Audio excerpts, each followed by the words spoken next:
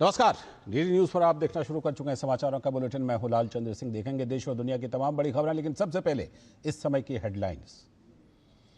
भारत ने पाकिस्तान के nuclear blackmail के प्रयास की कड़ी निंदा की। कहा, परमाणु बम की धमकी देना पाकिस्तान की आदत में शुमार। इस प्रकार का बयान किसी मित्र देश की भूमि से करना भी खेदजनक। लोकसभा में आयकर विधेयक 2025 और कराधान कानून संशोधन विधेयक 2025 और नेशनल स्पोर्ट्स बिल और national anti doping amendment bill पारित। उधर राज्यसभा से मणिपुर बजट और मणिपुर वस्तु एवं सेवा कर संशोधन विधेयक 2025 को भी मंजूरी। प्रधानमंत्री नरेंद्र मोदी ने दिल्ली में किया सांसदों के लिए नवनिर्मित 184 आवास का उद्घाटन। पहली और दूसरी बार के सांसदों को मिलेंगे ये घर। पीएम ने परिसर में लगाया सिंदूर का पौधा। कृषि मंत्री शिवराज सिंह चौहान ने राजस्थान के झुंझुनू में 30 लाख से अधिक किसानों को 3,200 करोड़ रुपए से भी अधिक के फसल बीमा दावों का किया वितरण। और धराली आपदा के बाद जारी है रेस्क्यू ऑपरेशन। गंगनानी को जोड़ने वाले लिमचीगाड़ पुल पर आवाजाही शुरू। उत्तराखंड के सीएम ने कहा, बिजली और मोबाइल नेटवर्क बहाल। सड़क संपर्क बहाल करने को बताया प्राथमिकता।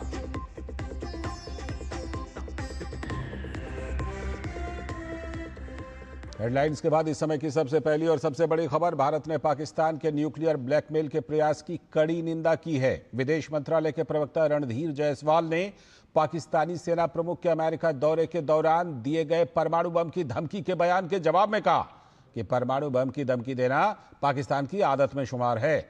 विदेश मंत्रालय ने बयान जारी करते हुए बताया कि अंतर्राष्ट्रीय समुदाय को देखना चाहिए कि पाकिस्तान किस तरह की गैर जिम्मेदाराना बयानबाजी कर रहा है। विदेश मंत्रालय ने साथ ही लिखा, ऐसे देश में जहां सेना आतंकवादी समूहों के साथ मिलकर काम करती है, यह बयान पाकिस्तान की परमाणु कमान और नियंत्रण की विश्वसनीयता को लेकर लंबे समय से जताए जाते रहे संदेहों को भी मजबूत करता है। बयान में यह भी कहा गया है कि यह दुर्भाग्यपूर्ण है कि ऐसा बयान किसी मित्रवत तीसरे देश की धरती से दिया गया। उन्होंने दोहराया कि भारत पहले ही स्पष्ट कर चुका है कि वो परमाणु ब्लैकमेल के आगे नहीं झुकेगा और राष्ट्रीय सुरक्षा के लिए आवश्यक सभी कदम उठाता रहेगा।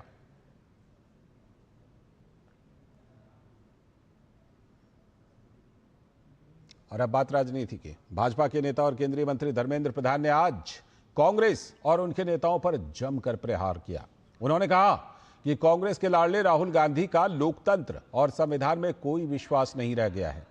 इसीलिए जब कांग्रेस चुनाव जीत जाती है तो राहुल गांधी कहते हैं कि जनता का समर्थन कांग्रेस को मिल रहा है। वहीं जब कांग्रेस चुनाव हार जाती है तो कहते हैं कि सब जगह भ्रष्टाचार हो रहा है। कांग्रेस और राहुल गांधी का दोगलापन आज जनता के सामने आ गया है। औपचारिक दिशाहीनता की और दुविधा की समूह कांग्रेस पार्टी और उसकी नेता राहुल गांधी बन चुके हैं। लोकतंत्र में उनकी कोई लोकलाज बची नहीं। अराजकता धीरे धीरे अहंकार के साथ मिलते हुए देश में एक अस्थिरता पैदा करने की एक सोची समझी रणनीति ये है।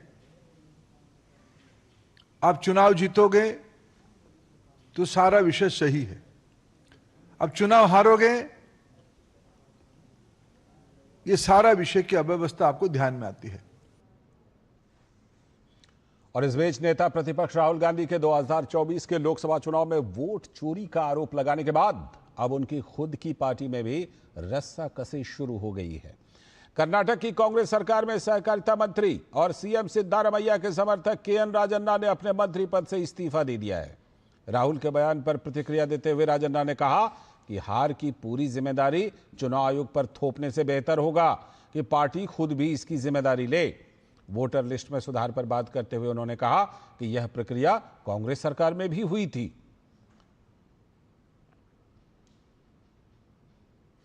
खबर संसद से। लोकसभा में आज नया आयकर विधेयक पास हो गया। लोकसभा में वित्त मंत्री निर्मला सीतारमण ने नया आयकर विधेयक को पुनः स्थापित किया था। नए विधेयक में प्रवर समिति के सुझाए सभी 285 संशोधनों को शामिल कर लिया गया है। भाजपा के सांसद बैजयंत पांडा की अध्यक्षता वाली प्रवर समिति ने इन संशोधनों को मंजूरी दी थी। लोकसभा में पेश नए विधेयक में कुल शब्दों की संख्या घटकर 2.6 लाख रह गई है, जो मौजूदा आयकर अधिनियम के 5.12 लाख शब्दों की तुलना में काफी कम है। इसमें धाराओं की संख्या 536 है, जबकि मौजूदा कानून में 819 धाराएं प्रभावी हैं। आयकर विभाग की तरफ से जारी FAQ के मुताबिक इसमें अध्यायों की संख्या भी 47 से घटाकर 23 कर दी गई है।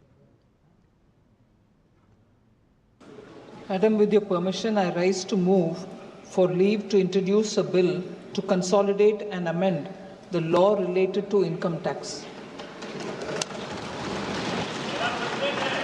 प्रश्न यह है कि विधेयक को पुरस्थापित करने की अनुमति प्रदान की जाए। जो सदस्य इसके पक्ष में है वो हाँ कहें, जो सदस्य इसके विरोध में है वो ना कहें। मेरे विचार में निर्णय हाँ वालों के पक्ष में हुआ, हाँ वालों के पक्ष में हुआ। माननीय मंत्री जी विधेयक को पुरस्थापित करें। Madam, I introduce the bill. Madam, with your permission, I rise to move for leave to introduce a bill further to amend the Income Tax Act 1961 and to amend the Finance Act 2025. प्रश्न यह है कि विधेयक को पुरस्थापित करने की अनुमति प्रदान की जाए। जो सदस्य इसके पक्ष में है वो हाँ कहें, जो सदस्य इसके विरोध में है वे ना कहें। मेरे विचार में निर्णय हाँ वालों के पक्ष में हुआ, हाँ वालों के पक्ष में हुआ। माननीय मंत्री जी विधेयक को पुरस्थापित करें। Ma'am, I introduce the bill. Item और लोकसभा में आज नेशनल स्पोर्ट्स बिल और national anti doping amendment bill भी पारित हो गया। युवा कार्य एवं खेल मंत्री डॉक्टर मनसुख मांडविया ने बिल की जानकारी देते हुए बताया कि स्पोर्ट्स इंफ्रास्ट्रक्चर बेहतर करने की दिशा में ये बिल लाया जा रहा है। उन्होंने कहा कि खेलों पर ध्यान नहीं दिया गया, जिसकी वजह से ओलंपिक्स में जितने मेडल आने चाहिए थे उतने नहीं आते हैं। मोदी जी ने 2014 में आने के बाद इस पर ध्यान देना शुरू किया। लोकसभा में टीडीपी के विजयवाड़ा से सांसद केसिनेनी शिवनाथ ने स्पोर्ट्स बिल का समर्थन किया। उन्होंने स्पोर्ट्स इंफ्रास्ट्रक्चर बेहतर करने की दिशा में इस बिल को जरूरी बताया। भारत नीति आज सारे देश में उसकी बहुत अच्छी सराहना हो रही है। ये ही सीक्वेंस का एक पार्ट है स्पोर्ट्स गवर्नेंस बिल।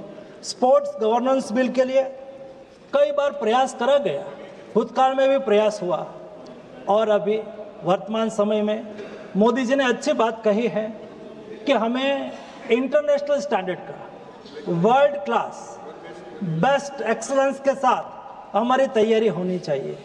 और जब आने वाले दिनों में भारत ओलंपिक्स के लिए बिड करने जा रहे हैं, वैसी स्थिति में भारत में स्पोर्ट्स इकोसिस्टम रोबस्ट हो, दुरुस्त हो, पारदर्शी हो, अकाउंटेबिलिटी वाली हो, उस दिशा के प्रयास का ये महत्वपूर्ण कदम है। और अब बात राज्यसभा की। संसद ने मणिपुर बजट तथा मणिपुर वस्तु एवं सेवा कर संशोधन विधेयक 2025 को मंजूरी दे दी। राज्यसभा ने आज मणिपुर के बजट और संबंधित विनियोग विधेयक तथा मणिपुर GST संशोधन विधेयक पर संयुक्त चर्चा हुई और चर्चा का जवाब वित्त मंत्री निर्मला सीतारमण ने दिया। वित्त मंत्री के जवाब के बाद विधेयक को लोकसभा को लौटा दिया गया।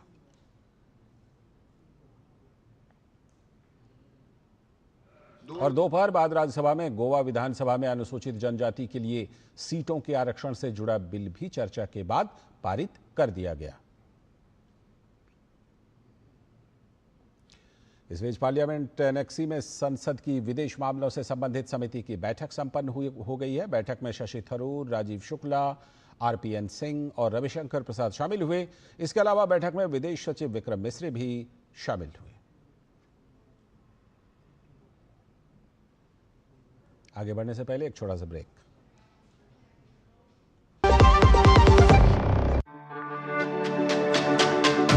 मेरी पसंद, मेरी पसंद, मेरी पसंद, मेरी पसंद, हमारी पसंद, हम सबकी पसंद। मजबूत देश का मजबूत सरिया हो गया स्टील। स्वागत है ब्रेक के बाद। आगे की कुछ और बड़ी खबरों में सुप्रीम कोर्ट ने छत्तीसगढ़ के पूर्व मुख्यमंत्री और कांग्रेस के नेता भूपेश बघेल की उस याचिका को खारिज कर दिया जिसमें धन संशोधन निवारण अधिनियम यानी पीएमएलए की धारा 44 के तहत प्रवर्तन निदेशालय यानी ईडी की जांच की शक्तियों को चुनौती दी गई थी। याचिका में पीएमएलए की धारा 44 के तहत ईडी को मूल शिकायत के बाद दर्ज की गई किसी भी अन्य शिकायत के आधार पर धन शोधन से संबंधित मामले में आगे की जांच के अधिकार को चुनौती दी गई थी। कोर्ट ने कहा कि कानून में कोई कमी नहीं है, अगर मुद्दा इसके दुरुपयोग का है तो प्रभावित पक्ष हाईकोर्ट का रुख करे। आज की एक और बड़ी खबर, प्रधानमंत्री नरेंद्र मोदी ने नई दिल्ली के बाबा खड़क सिंह मार्ग पर संसद सदस्यों के लिए नवनिर्मित 184 टाइप 7 बहुमंजिला फ्लैटों का उद्घाटन किया। इस अवसर पर प्रधानमंत्री ने आवास परिसर में सिंदूर का एक पौधा भी लगाया। उन्होंने इस अवसर पर श्रमजीवियों को संबोधित भी किया। गौरतलब है कि इस परिसर को आत्मनिर्भर बनाने के लिए डिजाइन किया गया है और ये संसद सदस्यों की कार्यात्मक जरूरतों को पूरा करने के लिए आधुनिक सुविधाओं की पूरी श्रृंखला से सुसज्जित है। प्रधानमंत्री नरेंद्र मोदी ने पूर्व की यूपीए सरकार पर सांसदों के लिए पर्याप्त आवास न होने के बावजूद भी इस तरफ ध्यान न दिए जाने का आरोप भी लगाया। उन्होंने कहा कि 2014 के बाद से सांसदों के लिए करीब 350 आवास बनाए गए हैं।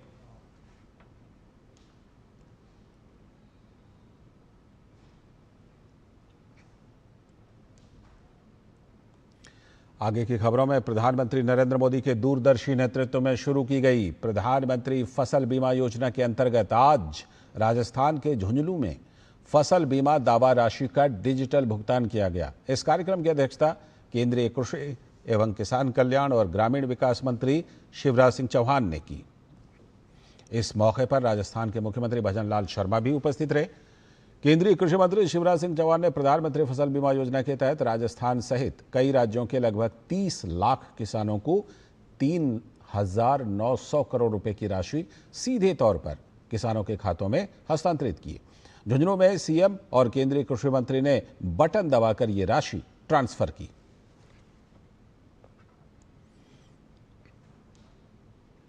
उत्तरकाशी में धराली को गंगनानी से जोड़ने वाला वैली ब्रिज में अब वाहनों की आवाजाही फिर से शुरू हो गई है। लिमचीगाड़ पर यह पुल बनकर तैयार है। आपदा के दौरान लिमचीगाड़ पुल बह गया था जिससे यातायात पूरी तरह से बाधित हो गया था। इसके बाद वहां वैली ब्रिज बनाने का काम युद्ध स्तर पर किया जा रहा था। पुलिस दल, एसडीआरएफ, इंजीनियरों और अन्य बचाव दलों के अथक प्रयासों से अब इस पुल का निर्माण पूरा हो गया है और इसे यातायात के लिए खोल दिया गया है। वहीं आपदा प्रभावित क्षेत्र में बिजली आपूर्ति को बहाल करने के लिए उत्तराखंड पावर कॉरपोरेशन लिमिटेड यानी यूपीसीएल के कर्मचारी कठिन परिस्थितियों में भी काम करते हुए नजर आए। इस बीच धराली में आपदा प्रभावित 98 परिवारों को उत्तराखंड सरकार ने 5-5 लाख रुपए की आर्थिक सहायता के चेक प्रदान किए। यह वितरण गंगोत्री विधानसभा क्षेत्र के विधायक सुरेश सिंह चौहान द्वारा किया गया। 5 अगस्त को उत्तरकाशी एवं पौड़ी जनपदों में आई भीषण प्राकृतिक आपदा ने व्यापक तबाही मचाई थी। इस आपदा के तुरंत बाद मुख्यमंत्री पुष्कर सिंह धामी ने स्थल का दौरा कर स्थिति का जायजा लिया था और सभी प्रभावित परिवारों को 5-5 लाख रुपए की तात्कालिक सहायता उपलब्ध कराने की घोषणा की थी। इसी घोषणा के तहत आज धराली में 98 परिवारों को राहत राशि के चेक वितरित कर दिए गए।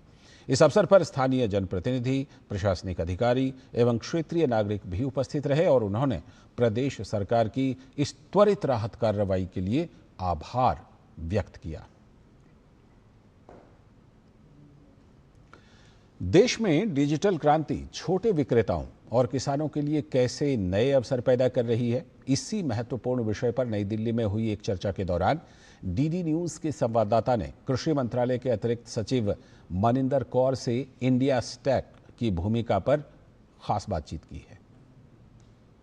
भारत में 63 मिलियन से ज़्यादा एमएसएमईज हैं और उनका एक्सपोर्ट में 30% का योगदान है, लेकिन ई कॉमर्स में ये लोग काफ़ी कम हैं। कैसे इनकी भागीदारी बढ़ाई जा सकती है और कैसे हम फार्म टू ई कार्ट तक जा सकते हैं, इस पर बातचीत करने के लिए मेरे साथ हैं एडिशनल सेक्रेटरी एग्रीकल्चर।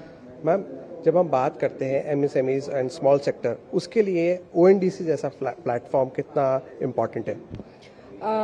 सरकार की एक योजना है जिसके तहत 10,000 कृषि उत्पादक संगठन FPO का रजिस्ट्रेशन किया जाना था, जो कि इस साल फरवरी तक पूर्ण हो चुका है।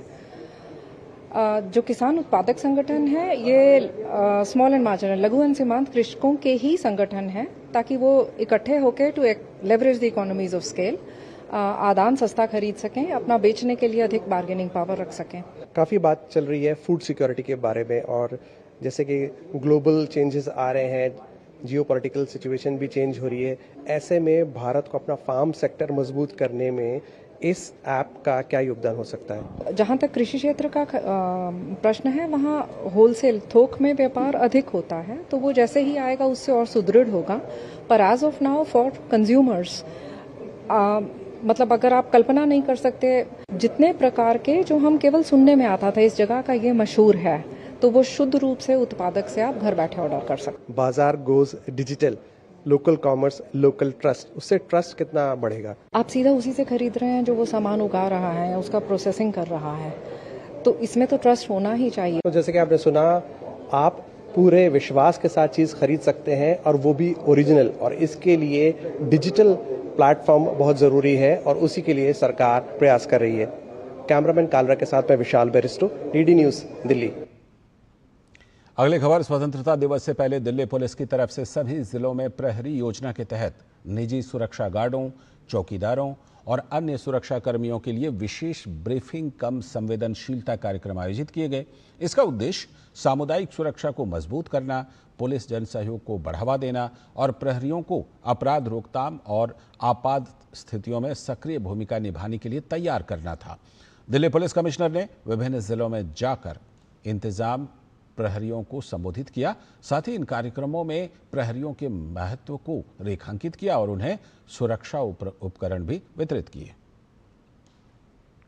इसमें जितने भी प्रहरी हैं जो रेजिडेंशियल एरियाज़ में, कमर्शियल और एजुकेशनल एस्टेब्लिशमेंट्स के अंदर रहते हैं, सिक्योरिटी गार्ड्स की नौकरी करते हैं या चौकीदार हैं या इस प्रकार की नौकरी करते हैं, तो उनके स्ट्रेंथ को हम लोग यूज़ कर रहे हैं। उनको एज अ वॉलंटियर हम लोग रोपिन कर रहे हैं स्कीम में, जिसको आज CP सर ने इसको पुनर्जीवित किया और इन सबको संबोधित किया है। 800 प्रहरी यहाँ पे थे, 400 नॉर्थ डिस्ट्रिक्ट के, 400 सेंट्रल डिस्ट्रिक्ट के, और उनको प्रहरी किट्स भी दी गई और उनको ब्रीफ भी किया गया कि आपको एज अ प्रहरी क्या काम करना है और किस तरीके से आप पुलिस और समाज को सुरक्षित रखने में हमारी मदद कर सकते हैं।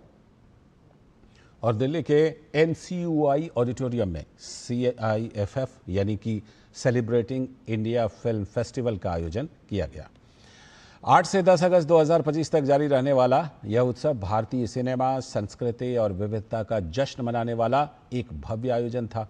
यह फेस्टिवल सिर्फ फिल्मों का नहीं, बल्कि भारत की आत्मा को पर्दे पर उतारने वाला एक प्रयास भी था। तो पेश है हमारी सहयोगी रेशमा फारूकी की ये रिपोर्ट।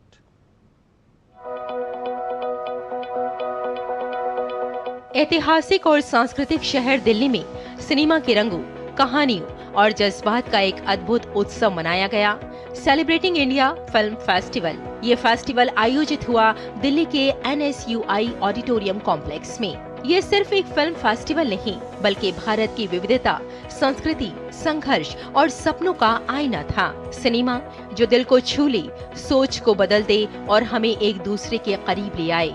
यहाँ प्रस्तुत की गई वो कहानियाँ जो गाँव की मिट्टी से उठकर शहर की रफ्तार तक पहुँचती हैं।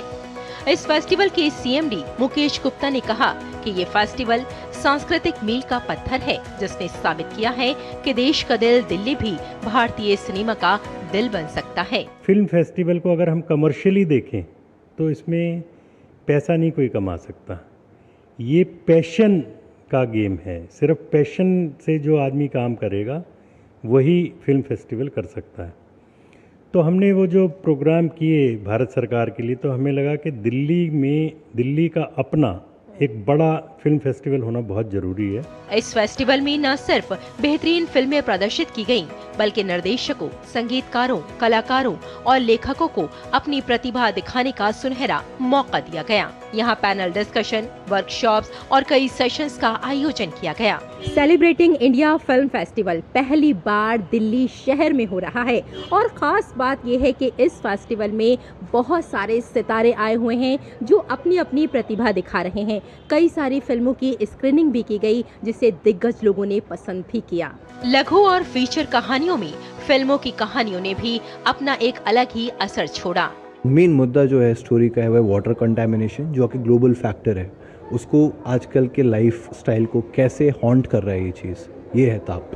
मेरा डेब्यू है सेलिब्रेटिंग इंडिया फिल्म फेस्टिवल पे, हमारी फिल्म स्पेशल फिल्म के तौर पे दिखाई गई, तो बहुत अच्छा रिस्पांस मिला हमें। निर्देशक, पटकथा लेखक और फिल्म निर्माता भारत बाला ने वर्चुअल भारत प्रोजेक्ट के जरिए संस्कृति संरक्षण का संदेश दिया।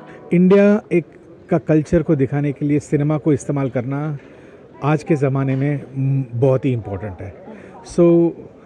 उनका CIFF का फोकस कल्चर में है, तो and then Delhi specially is very important because Delhi is the center for all activities. 3 बार के ग्रेमी विजेता संगीतकार रिकी केज भी इस फेस्टिवल का हिस्सा थे। My music has got a very strong message, usually about the environment or positive social impact, and I believe that every single award is a platform for me to do bigger and better things. ये festival भारतीय cinema, संस्कृति और विविधता का जश्न मनाने वाला एक भव्य आयोजन था। ये फेस्टिवल सिर्फ फिल्मों का नहीं, बल्कि भारत की आत्मा को पर्दे पर उतारने का एक प्रयास है। रेशमा की रिपोर्ट, DD न्यूज। आगे बढ़ने से पहले वक्त आ गया एक और छोटे से ब्रेक का। जब धरती चीर कर निकलता है लोहे का पत्थर और मिलता है मोंगिया के जोश से, फिर तपता है, पिघलता है और बनता है फौलाद। अब होता है सरिया सारी खूबियों के साथ। मोंगिया स्टील, मजबूत देश का मजबूत सरिया। स्वागत है ब्रेक के बाद। अब खबरें देखते हैं प्रदेशों की।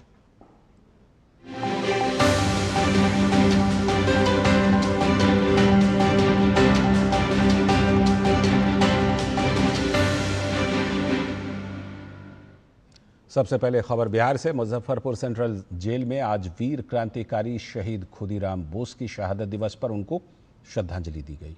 18 साल की उम्र में फांसी पर चढ़ने वाले इस युवा वीर को नमन करने के लिए प्रशासनिक अधिकारी और दूर दराज से आए शुभचिंतक पहुंचे। पेश है ये रिपोर्ट। सेंट्रल जेल का माहौल देशभक्ति से भरा था। जेल की दीवारों के भीतर ऐतिहासिक सेल, जहां कभी एक 18 साल का नौजवान मुस्कुराते हुए देश की खातिर फांसी के फंदे से झूल गया। मुजफ्फरपुर की सेंट्रल जेल में गूंजा आजादी का अमर गीत, महका बलिदान का जज्बा शहीद खुदीराम बोस की शहादत दिवस पर। सेंट्रल जेल में शहीद खुदीराम बोस को उनकी सेल और फांसी स्थल पर श्रद्धांजलि दी गई। शहीद खुदीराम बोस को तिरहुत प्रमंडल के आयुक्त राजकुमार समेत मिदनापुर, कोलकाता से आए शुभचिंतक और स्थानीय गणमान्य लोगों ने पुष्पांजलि अर्पित की। शहीद खुदीराम बोस की सेल को रंग बिरंगी झालरों से सजाया गया था। फांसी स्थल पर फूलों की मालाएं लटकी थीं, जिनकी खुशबू में जैसे इतिहास की यादें घुली हुई। ऐसा लग रहा था मानो खुदीराम की अंतिम यात्रा फिर से आंखों के सामने जीवंत हो गई हो। 3 दिसंबर 1889 को बंगाल में जन्मे शहीद खुदीराम बोस महज 18 बरस की उम्र में मातृभूमि के लिए हंसते हंसते फांसी के फंदे को चूमने वाले युवा क्रांतिकारी थे। खुदीराम बोस 11 अगस्त 1908 को मुजफ्फरनगर जेल में अमर हो गए। शहीद खुदीराम बोस को ब्रिटिश जॉर्ज किंग्सफोर्ड को निशाना बनाने के प्रयास में गिरफ्तार किया गया था, जिसके बाद शहीद खुदीराम बोस आज़ादी की लड़ाई का प्रतीक बन गए। हम लोगों को, सब लोगों को, युवा पीढ़ी को उनसे सीख लेनी चाहिए कि जिस तरह के कम उम्र में और जो स्वतंत्रता की जो एक भावना पूरे देश में एक लहर की तरह फैल रही थी, उसमें जिस तरीके से आज की इस लोकतांत्रिक व्यवस्था को बनाने में उन्होंने जो योगदान दिया है, ये हम लोगों के लिए, सब लोगों के लिए अनुकरणीय है। उनको सत सत नमन है। हम लोग सब लोग उनके विचारों से, उनके दिखाए गए रास्तों पे हम लोग चलें, देश का और विकास हो और सब लोग मिल करके हम लोग आगे बढ़े। आज के दिन यही हम लोगों को शपथ लेना चाहिए और इसी दिशा में हम लोगों को काम करना चाहिए। उन्होंने सुप्रीम सेक्रीफाइस देश के लिए किया था 1908 में, और भारत की आज़ादी के लिए वो लड़ते हुए शहीद हुए थे। ये सभी युवाओं के लिए, हम लोगों के लिए प्रेरणा स्रोत है। उनके जीवनी से हम लोग बहुत सीख रहे हैं और सभी युवा को सीखना चाहिए और अपने देश के लिए जितना भी काम कर सके वो काम करें। खुदीराम बोस केवल देश के ही नहीं बल्कि हर युवा के प्रेरणा स्रोत हैं। समारोह के दौरान एक बार विदाई दे मां गीत धीमे स्वर में बजता रहा, जिसने पूरे परिसर में भावनात्मक माहौल बना दिया। खुदीराम बोस का योगदान भारतीय स्वतंत्रता संग्राम में अविस्मरणीय है। शहीद खुदीराम बोस देश के युवाओं के लिए सदैव प्रेरणा स्रोत रहेंगे। उनकी शहादत स्थली को आम जनता के लिए खोलने की दिशा में काम चल रहा है, जिससे आने वाली पीढ़ियां भी उस मिट्टी को महसूस कर सकें जिसने एक वीर सपूत को जन्म दिया। बिहार मुजफ्फरपुर से संतोष कुमार की रिपोर्ट, डीडी न्यूज।